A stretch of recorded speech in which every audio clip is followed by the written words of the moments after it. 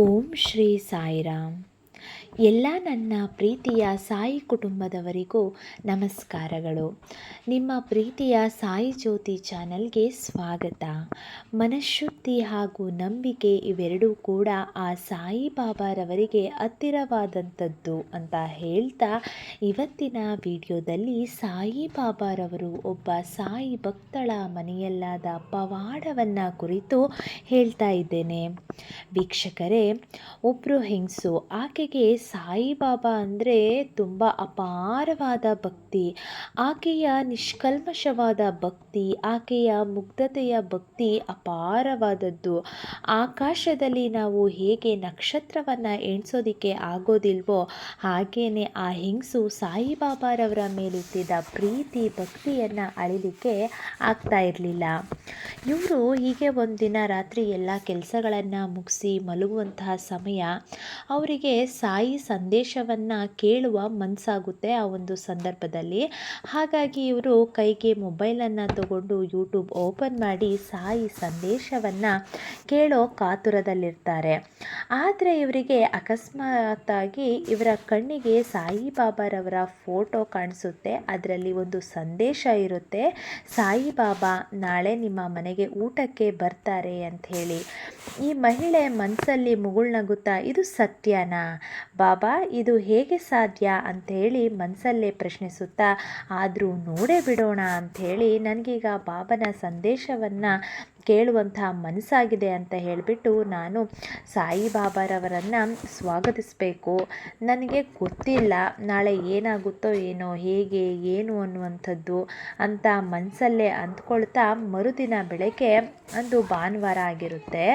ಅವರು ಎಂದಿನಂತೆ ಎದ್ದು ಮನೆಯನ್ನೆಲ್ಲ ಶುಚಿಗೊಳಿಸ್ತಾರೆ. ಅವತ್ತು ಪೂಜೆಯನ್ನು ಮಾಡಬೇಕು ಅಂತ ಹೇಳಿ ಸಾಯಿಬಾಬಾರವರ ಪೂಜೆಗೆ ಸಿದ್ಧತೆಯನ್ನು ಕೂಡ ಮಾಡ್ತಾರೆ. ಆ ಸಂದರ್ಭದಲ್ಲಿ ಈ ಹೆಂಗಸಿನ ಗಂಡನಿಗೆ ಈ ವಿಷಯ ತಿಳಿದು ಇರೋದಿಲ್ಲ, ಇವರು ಪೂಜೆಯನ್ನು ಮಾಡುವಂತಹ ವಿಷಯ ಬಾಬಾರವರಿಗೆ. ಅದಕ್ಕೆ ಇವ್ರು ಏನು ಮಾಡ್ತಾರೆ ಅಂತ ಅಂದರೆ, ಮನೆಗೆ ನಾನ್ ವೆಜ್ ಏನಾದರೂ ತೊಗೊಂಡು ಬರಲಾ, ಅಂದರೆ ಚಿಕನ್ ಮಟನ್ ಏನಾದರೂ ತೊಗೊಂಡು ಬರಲಾ ಅಡುಗೆ ಮಾಡಲಿಕ್ಕೆ ಅಂತ ಹೇಳಿ ತನ್ನ ಹೆಂಡತಿಗೆ ಕೇಳ್ತಾರೆ ಈ ಹೆಂಗಸಿನ ಗಂಡ. ಅದಕ್ಕೆ ಇವ್ರು ಹೇಳ್ತಾರೆ, ಈ ಹೆಂಗಸು, ಬೇಡ ರೀ, ಇವತ್ತು ಯಾಕೋ ನನ್ನ ಮನಸ್ಸಿಗೆ ಸಾಯಿಬಾಬಾರವರನ್ನು ಪೂಜೆ ಮಾಡಬೇಕು ಅನ್ನಿಸ್ತಾ ಇದೆ, ಪೂಜೆ ಮಾಡ್ತೀನಿ ಅಂಥೇಳಿ ಅಲ್ಲಿಂದ ಪೂಜೆಗೆ ನೈವೇದ್ಯವನ್ನು ಅವಲಕ್ಕಿ, ಹಾಗೆ ಕಡಲೆಕಾಳು ಉಸ್ಲಿ, ದೋಸೆ, ಆಲೂಗೆಡ್ಡೆ ಪಲ್ಯ, ಹಾಗೆಯೇ ಹಾಲನ್ನು ಕಾಯಿಸಿ ರೆಡಿ ಮಾಡಿ ಇಟ್ಕೊಂಡು ಪೂಜೆಗೆ ಸಿದ್ಧ ಮಾಡ್ಕೊಳ್ತಾರೆ. ಆಮೇಲೆ ಪೂಜೆಯನ್ನು ಕೂಡ ಮಾಡ್ತಾರೆ. ಇವರ ಪೂಜೆ ಸರಿಯಾಗಿ 11:30 ಅಷ್ಟರಲ್ಲಿ ಮುಗಿಯುತ್ತೆ. ಹಾಗೆ ದೇವರಿಗೆ ನೈವೇದ್ಯ ಅರ್ಪಣೆ ಎಲ್ಲನೂ ಕೂಡ ಆಗುತ್ತೆ. ಇನ್ನೇನು ತಿಂಡಿ ತಿನ್ನೋಣ ಅಂಥೇಳಿ, ದೋಸೆಯನ್ನು ತಿನ್ನೋಣ ಅಂಥೇಳಿ ತಟ್ಟೆಗೆ ಹಾಕ್ಕೊಂಡು ಕುಳಿತುಕೊಳ್ತಾರೆ.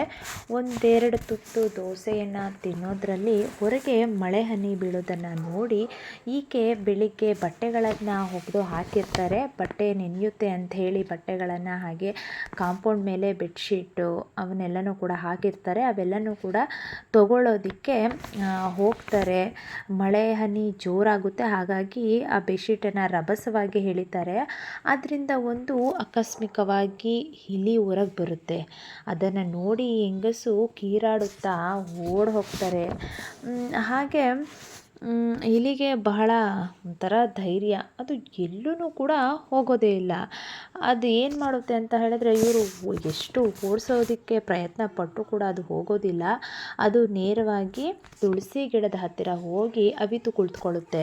ಇದನ್ನು ಓಡಿಸೋದಕ್ಕೆ ಎಷ್ಟು ಸಾಹಸ ಮಾಡಿದ್ರೂ ಕೂಡ ಆಗೋದೇ ಇಲ್ಲ. ಈಕೆಗೆ ಒಂದು ಕಡೆ ಭಯ, ಇಲ್ಲಿ ಮನೆ ಒಳಗಡೆ ಹೋಗಿ ಸೇರಿಕೊಂಡು ಬಟ್ಟೆಗಳನ್ನೆಲ್ಲ ಕಚ್ಚಿಬಿಡುತ್ತೋ ಅಂಥೇಳಿ. ಮನೆ ಹೊರಗಿದೆ, ಹಾಗೆಯೇ ಅದು ಒಳಗೆ ಬಂದುಬಿಡುತ್ತೋ ಮತ್ತು ಅಂತ ಹೇಳಿಬಿಟ್ಟು ಸ್ವಲ್ಪ ಹೊತ್ತು ಬಾಗಿಲನ್ನು ಕೂಡ ಮುಚ್ತಾರೆ. ಸ್ವಲ್ಪ ಸಮಯದ ನಂತರ ನೋಡ್ತಾರೆ ಹೊರಗಡೆ ಹೋಗಿ, ಆದರೆ ಇಲಿ ಹೋಗೇ ಇರೋದಿಲ್ಲ, ತುಳಸಿ ಗಿಡದ ಹತ್ತಿರನೇ ಇರುತ್ತೆ. ಇದನ್ನು ಕಂಡ ಹೆಂಗಸಿಗೆ ಆ ಇಲಿಯನ್ನು ಕಂಡು ಅದಕ್ಕೆ ದೇವರಿಗೆ ಮಾಡಿದಂತಹ ನೈವೇದ್ಯ, ಹಾಲು, ಹಾಗೆ ಸಿಹಿ ಅವಲಕ್ಕಿ, ಕಡಲೆಕಾಳು ಉಸ್ಲಿ, ಹಾಗೆ ದೋಸೆ ಮತ್ತು ಆಲೂಗೆಡ್ಡೆ ಪಲ್ಯವನ್ನೆಲ್ಲ ತುಳಸಿ ಗಿಡದ ಹತ್ತಿರ ಇಡ್ತಾರೆ. ಈ ಹೆಂಗಸಿಗೆ ಆಶ್ಚರ್ಯವೋ ಆಶ್ಚರ್ಯ. ಯಾಕಂದರೆ ಇಲಿಗೆ ಸ್ವಲ್ಪವೂ ಭಯವೇ ಇಲ್ಲ. ಆ ಹೆಂಗಸು ಆಕೆಯ ಮಕ್ಕಳೆಲ್ಲ ಅಲ್ಲೇ ನಿಂತಿದ್ರು. ಆ ಇಲಿ ಹೆದರದೆ ಅಲ್ಲಿದ್ದ ಎಲ್ಲ ನೈವೇದ್ಯವನ್ನೆಲ್ಲ ತಿಂದು ಖಾಲಿ ಮಾಡುತ್ತೆ. ತಿಂದ ನಂತರ ಮತ್ತೆ ಆ ತುಳಸಿ ಗಿಡದ ಹಿಂದೆ ಹೋಗಿ ಕುಳಿತುಕೊಳ್ಳುತ್ತೆ. ಇವರು ನೋಡಿ ನೋಡಿ ಸಾಕಾಗಿ ಎಲ್ಲರೂ ಮನೆ ಒಳಗೆ ಹೋಗ್ತಾರೆ. ಟಿ ವಿಯನ್ನು ನೋಡ್ತಾ ಕೂತ್ಕೊಳ್ತಾರೆ. ಆಗ ಈ ಇಲಿ ನೇರವಾಗಿ ಮನೆಯ ಒಳಗೆ ನುಗ್ಗುತ್ತೆ. ಎಲ್ರಿಗೂ ಭಯ ಶುರುವಾಗುತ್ತೆ. ಎಲ್ಲಿ ಇದು ಬೆಡ್ರೂಮ್ ಒಳಗಡೆ ಹೋಗಿ ಸೇರಿಕೊಳ್ಳುತ್ತೋ ಅಥವಾ ಕಿಚನಲ್ಲಿ ಯಾವುದಾದ್ರೂ ಸಂದಿಗೆ ಸೇರಿಕೊಳ್ಬಿಡುತ್ತೋ ಅಂತ ಹೇಳಿ ತುಂಬಾ ಗಾಬರಿ ಆಗ್ತಾರೆ. ಆದರೆ ಇದು ಎಲ್ಲೂ ಕೂಡ ಹೋಗೋದಿಲ್ಲ. ಯಾವ ಬೆಡ್ರೂಮ್ ಕಡೆಗೂ ಹೋಗೋದಿಲ್ಲ, ಯಾವ ಕಬೋರ್ಡ್ ಒಳಗಡೆನೂ ನುಗ್ಗೋದಿಲ್ಲ, ಕಿಚನ್ಗೂ ಹೋಗೋದಿಲ್ಲ. ಅದು ನೇರವಾಗಿ ಹೋಗಿದ್ದು ದೇವರ ಮನೆಯ ಕೋಣೆಗೆ. ಅಲ್ಲಿಯೂ ಕೂಡ ದೇವರಿಗೆ ಇಟ್ಟಿದಂತಹ ಎಲ್ಲ ನೈವೇದ್ಯವನ್ನೆಲ್ಲ ನೋಡ್ತಾ ಅದನ್ನು ಕೂಡ ತಿನ್ನುತ್ತೆ. ಅಲ್ಲಿ ಫೋಟೋ ಹತ್ರ ಎಲ್ಲನೂ ಕೂಡ ಹೋಗುತ್ತೆ. ಎಲ್ಲ ನೈವೇದ್ಯವನ್ನು ಕೂಡ ತಿಂದು ಮತ್ತೆ ದೇವರ ಕೋಣೆಯ ಬಾಗಿಲ ಹಿಂದೆ ಕುಳಿತುಕೊಳ್ಳುತ್ತೆ. ಎಷ್ಟು ಶಬ್ದ ಮಾಡಿದ್ರೂ ಕೂಡ ಈ ಹೆಂಗಸು ಆ ಇಲಿ ಹೊರಗೆ ಬರೋದೇ ಇಲ್ಲ. ಈಕೆ ಇಲಿಯನ್ನು ಓಡಿಸುವಂತಹ ಪ್ರಯತ್ನ ವಿಫಲವಾಗುತ್ತೆ. ಹಾಗೆಯೇ ತನ್ನ ಗಂಡನಿಗೆ ಎಲ್ಲ ವಿಷಯವನ್ನು ಫೋನ್ ಮಾಡಿ ಫೋನಿನ ಮುಖಾಂತರವಾಗಿ ತಿಳಿಸ್ತಾರೆ.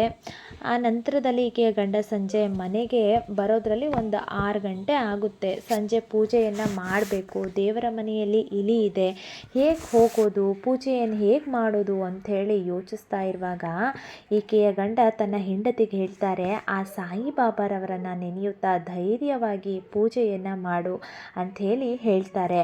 ಹಾಗೆಯೇ ಮನಸ್ಸನ್ನು ಗಟ್ಟಿ ಮಾಡಿಕೊಂಡು ಮನಸ್ಸಲ್ಲಿ ಭಯ ಇದ್ದರೂ ಬಾಬಾರವರನ್ನು ನೆನೆಯುತ್ತಾ ದೇವರ ಮನೆಗೆ ಹೋಗಿ ದೀಪವನ್ನು ಹಚ್ಚಿ ಪೂಜೆಯನ್ನು ಮಾಡ್ತಾರೆ. ಪೂಜೆಯು ಕೂಡ ಮುಗಿಯುತ್ತೆ. ಆದರೆ ಪೂಜೆ ಮಾಡುವಾಗ ಸ್ನೇಹಿತರೆ ಆ ಇಲಿ ಈಕೆಗೆ ಸ್ವಲ್ಪವೂ ತೊಂದರೆಯನ್ನು ಕೊಡೋದಿಲ್ಲ. ಒಂದು ರೀತಿ ಅದು ಆಶ್ಚರ್ಯವೆನಿಸುತ್ತೆ. ಮನೆಯವರೆಲ್ಲರಿಗೂ ಕೂಡ ಯೋಚನೆ ಕೂಡ ಆಗುತ್ತೆ, ಇಲಿ ಹೋಗ್ತಾ ಇಲ್ಲ, ಆದರೂ ಅದು ನಮಗೆ ತೊಂದರೆನೂ ಕೂಡ ಕೊಡ್ತಾ ಇಲ್ಲ. ಆದರೆ ಮಕ್ಕಳೆಲ್ಲನೂ ಕೂಡ ತುಂಬಾ ಹೆದರ್ಕೊಳ್ತಾ ಇದ್ದರು. ಆಗ ಇದನ್ನು ಕಂಡ ಆ ಹೆಂಗಸಿನ ಗಂಡ ದೇವರ ಮನೆಯ ಹತ್ತಿರ ಹೋಗಿ ಬಾಬಾರವರ ಮುಂದೆ ಪ್ರಾರ್ಥನೆಯನ್ನು ಇಡ್ತಾರೆ. ಬಾಬಾ, ಮಕ್ಕಳೆಲ್ಲ ಈ ಇಲಿಯನ್ನು ಕಂಡು ತುಂಬ ಹೆದರ್ಕೊಳ್ತಾ ಇದ್ದಾರೆ. ಆ ಇಲಿ ಯಾರಿಗೂ ಏನೂ ತೊಂದರೆ ಕೊಡದೆ ಹೋಗ್ಲಪ್ಪ ಹೊರಗಡೆ ಅಂಥೇಳಿ ಪ್ರಾರ್ಥನೆಯನ್ನು ಮಾಡಿಕೊಂಡು ಹೊರಗೆ ಬರ್ತಾರೆ. ನಂತರ ಒಂದು 5 ನಿಮಿಷದೊಳಗೆ ಇಲಿ ಬೇರೆ ಯಾವ ರೂಮಿಗೂ ಕೂಡ ಹೋಗದೆ ನೇರವಾಗಿ ಮನೆಯ ಹೊರಗೆ ಹೋಗುತ್ತೆ. ಆದರೆ ಸ್ವಲ್ಪ ದೂರ ಹೋದ ನಂತರ ಅದು ಎಲ್ಲಿ ಹೋಯಿತು ಅಂತಲೇ ತಿಳಿಲಿಲ್ಲ. ಯಾವ ಕಡೆ ಹೋಯಿತು ಅಂಥೇಳಿ ಆಕೆಯ ಗಂಡ ಮಕ್ಕಳು ಎಲ್ಲರೂ ಕೂಡ ಹುಡುಕ್ತಾರೆ. ಕೊನೆಗೂ ಆ ಇಲಿ ಸಿಗಲಿಲ್ಲ. ನಂತರ ಎಲ್ಲರೂ ಮನೆಯ ಒಳಗೆ ಬಂದು ಕುಳಿತುಕೊಳ್ತಾರೆ. ಹೀಗೆ ಮಾತಾಡ್ತಾ ಈ ಹೆಂಗಸಿಗೆ ಬಾಬಾ ಇವತ್ತು ಮನೆಗೆ ಊಟಕ್ಕೆ ಬರ್ತಾರೆ ಅಂತ ನಿನ್ನೆ ರಾತ್ರಿ ಮೆಸೇಜ್ ಓದಿದ್ದು ನೆನಪಾಗುತ್ತೆ. ಈಕೆಗೆ ಒಂದು ಕ್ಷಣ ಶಾಕ್ ಆಗುತ್ತೆ. ಈಕೆಯ ಮನೆಗೆ ಬಂದದ್ದು ಬೇರೆ ಯಾರೂ ಅಲ್ಲ ಸ್ನೇಹಿತರೆ, ಇಲಿಯ ರೂಪದಲ್ಲಿ ಬಂದದ್ದು ಸಾಯಿಬಾಬಾ ಅವರೇ ಅಂಥೇಳಿ ಮನಸ್ಸು ತುಂಬಿ ಕಣ್ಣಲ್ಲಿ ಈಕೆಗೆ ನೀರು ಬರುತ್ತೆ. ಭಾನುವಾರ ಬೆಳಗ್ಗೆ 11:30 ಸಂಜೆ 6:30ವರೆಗೆ ತನ್ನ ಮನೆಯಲ್ಲಿದ್ದಂಥ ಇಲಿಯ ರೂಪದಲ್ಲಿ ಬಂದದ್ದು ತನ್ನ ಸಾಯಿಬಾಬಾ ನಿನ್ನೆ ನಮ್ಮ ಮನೆಗೆ ಊಟಕ್ಕೆ ಬರ್ತಾರೆ ಬಾಬಾ ಅನ್ನೋ ಸಂದೇಶ ಬಂದಿತ್ತು, ಅದರಂತೆ ಬಂದು ಹೋಗಿದ್ದಾರೆ ನನ್ನ ಬಾಬಾ ಅಂಥೇಳಿ ಆಕೆ ತನ್ನ ಜೀವನದಲ್ಲಿ ಎಂದು ಮರೆಯದ ಒಂದು ಮಿರಾಕಲ್ ಪವಾಡವನ್ನೇ ಮಾಡಿದ್ದಾರೆ ನನ್ನ ಬಾಬಾ ಅಂಥೇಳಿ ಈಕೆ ಸಾಯಿಬಾಬಾರವರ ಒಂದು ಫೋಟೋ ಮುಂದೆ ನಿಂತು ತಾನು ಮಾಡಿದ ತಪ್ಪಿಗೆ ಕ್ಷಮೆಯನ್ನು ಕೋರ್ತಾರೆ.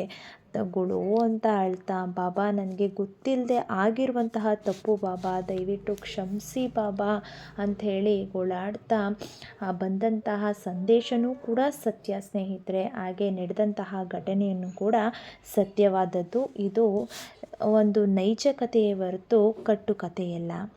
ಓಂ ಶ್ರೀ ಸಾಯಿ ಪ್ರಣಾಮ.